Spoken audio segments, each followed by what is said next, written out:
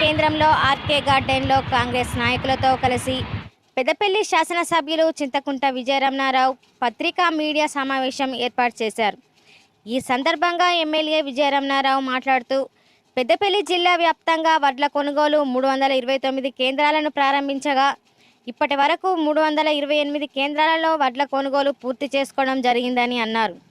మొత్తం 3,96,805.664 మెట్రిక్ టన్నుల వరి ధాన్యాన్ని కొనుగోలు పూర్తి చేయడం జరిగిందని, అందులో దొడ్డు రకం వడ్లు 3,19,717.124 మెట్రిక్ టన్నుల కొనుగోలు చేయక సన్న రకం వడ్లు 77,088.540 మెట్రిక్ టన్నుల ధాన్యాన్ని జిల్లా వ్యాప్తంగా రాష్ట్ర ప్రభుత్వం కొనుగోలు చేయడం జరిగిందని తెలిపారు. ఓపీ సన్నవాళ్ళు అక్కడక్కడ ఓపీ దొడ్డు వాటర్ పెట్టారు.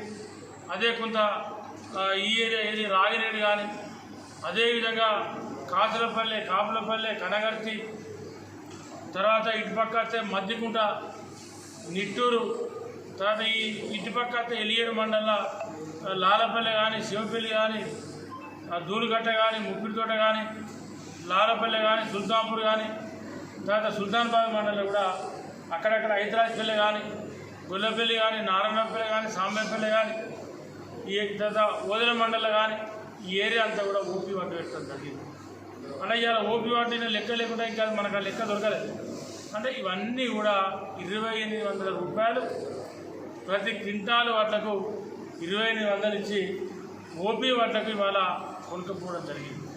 అంటే ఇంత పెద్ద ఎత్తున లాభం జరిగింది అని అంటే ఇవాళ ప్రభుత్వం ఏదైతే 500 బోనస్ ఇచ్చి ఎప్పుడైతే ప్రకటన చేసిందో ఇవాళ ఓపీ వాటకి 2,350 రూపాయలు ఇచ్చే ఓపీ సీడ్ వాటకి ఇవాళ 2,800 డైరెక్ట్ రైతుకి ఇచ్చి ఇవాళ కొనుక్కపోయే పరిస్థితి ఏర్పడింది.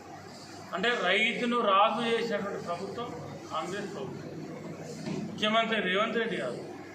ఇంత బ్రహ్మాండంగా గతంలో ఎన్నడూ కూడా రైతులకు గిట్టుబాటు ధర రాలేదు. నాకు తెలిసి నేను దగ్గర ఒక 30 సంవత్సరాల రాజకీయాలు ఉన్నాను. ఒక రైతు బిడ్డగా, ఒక రైతు నాయకునిగా నాకు తెలిసి రైతుకు ఇంత పెద్ద ఎత్తున ఎన్నడూ కూడా న్యాయం జరగలేదు. ఏ ప్రభుత్వంలో కూడా ఇంత న్యాయం జరగలేదు. ఏ ప్రభుత్వంలో ఇంత గిట్టుబాటు ధర రాలేదు. వచ్చింది అంటే అది కాంగ్రెస్ ప్రభుత్వం గొప్పదారు. వచ్చింది అంటే అది కాంగ్రెస్ ప్రభుత్వం చేసినటువంటి గొప్పదారు. ఇవన్నీ కూడా మరి జరుగుతూ ఉన్నాయి. ఇంత పెద్ద ఎత్తున లాభం జరిగింది అంటే దయచేసి ప్రతిపక్షాలు మీరు ఆలోచించారు.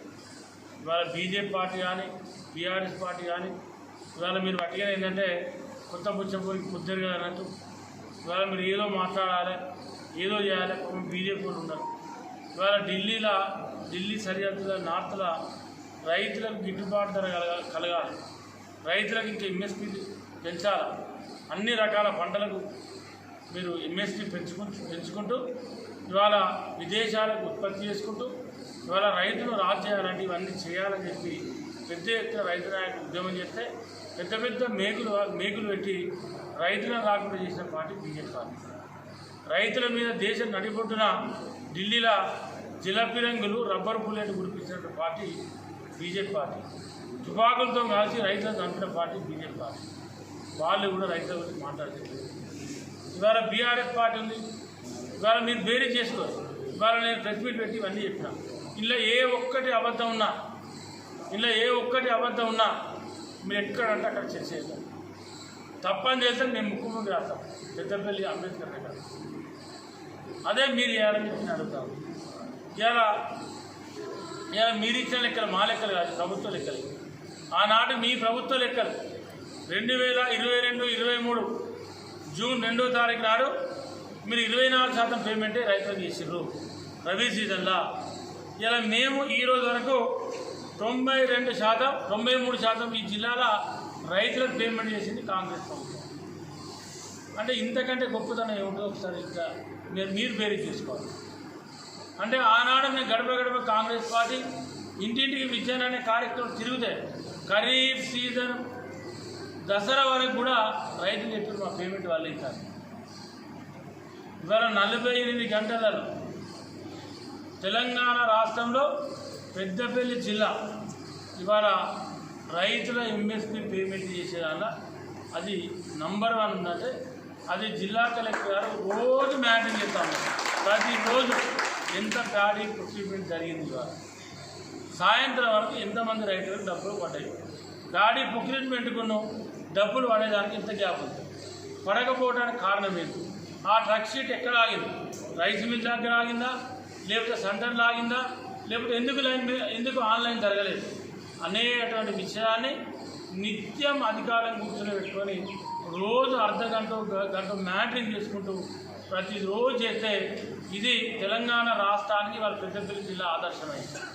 ఇక్కడ పేమెంట్ ఎందుకు అవుతుంది, వేరే జిల్లాలో ఆగడానికి కాదని అనేటువంటి విషయంలో ఇవాళ రాష్ట్రం మొత్తంలో కూడా మన పేమెంట్ అయ్యే విధంగా జరుగుతూ ఉందంటే దానికి నెంబర్ 1 పెద్దపల్లి జిల్లా ఉందంటే ఇక్కడ అధికార యంత్రాంగం పనిచేస్తూ ఉన్నారు, జిల్లా కలెక్టర్ నిత్యం మ్యాటింగ్ చేస్తూ ఉన్నారు. ఇంత మ్యాటింగ్ చేసి ఇంత చేస్తూ ఉంటారు. పెద్దపల్లి కాన్ఫరెన్స్ వచ్చినప్పుడు నిత్యం నేను మ్యాటింగ్ చేసి మీరు ఆశ్చర్యపోతారు. తడిసిన వడ్లను కూడా కొనిపించాను, కటింగ్ లేదు, తడిసిన వడ్డలు. ఇది నేను చెప్పేది తడిసిన వడ్లను రంగు బారిన కూడా లగోదిబా అంటే కూడా కొనిపించి వాళ్ళకు కూడా చెప్పిన మీ విజ్ఞాన ఉన్నాడు రైస్ మిల్లో కూడా మీ అన్యాయం చేయదు. మన ఉత్తమ్ కుమార్ గారు కట్నానికి వస్తే దానికన్నా ముందు ముఖ్యమంత్రి రేవంత్ రెడ్డి గారు కలిసి చౌహాన్ గారితో మాట్లాడించి ఏదైతే సన్న ధాన్యాన్ని ప్యాడీ చేస్తే ఏది వరంగల్ కానీ కరీంనగర్ కానీ ఆదిలాబాద్ కానీ ఈ 3 జిల్లాల ప్రాబ్లం ఉంటుంది. ఈ 3 జిల్లాలలో పంట లేటుగా వస్తుంది కాబట్టి సన్న వడ్లు ఇరిగిపోయేటువంటి అవకాశం ఉంటుంది. కాబట్టి మీరు ఖచ్చితంగా ఈ సన్న ధాన్యానికి మీరు బాయిల్ ఇవ్వాలని చెప్పి నేను ముఖ్యమంత్రి గారితో చెప్పేసాను. తర్వాత ఏదో కొంత జాప్యమైంది. తర్వాత ఉత్తమ్ కుమార్ గారు చౌహాన్ ఇద్దరిని కలిసారు.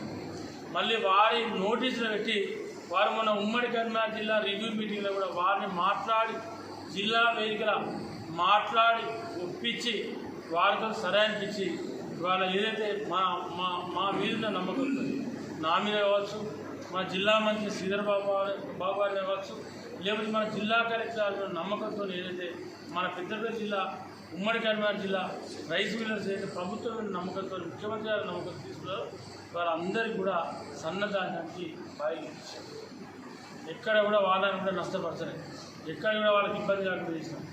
దానికన్నా ముందు ఒక 5 రోజుల ముందు వర్షాలు పడతా ఉంటే నేను హైదరాబాద్ వెళ్ళి చౌహాన్ గారితో మాట్లాడి 10,000 మెట్రిక్ టన్నుల మొదలు పనిచేసి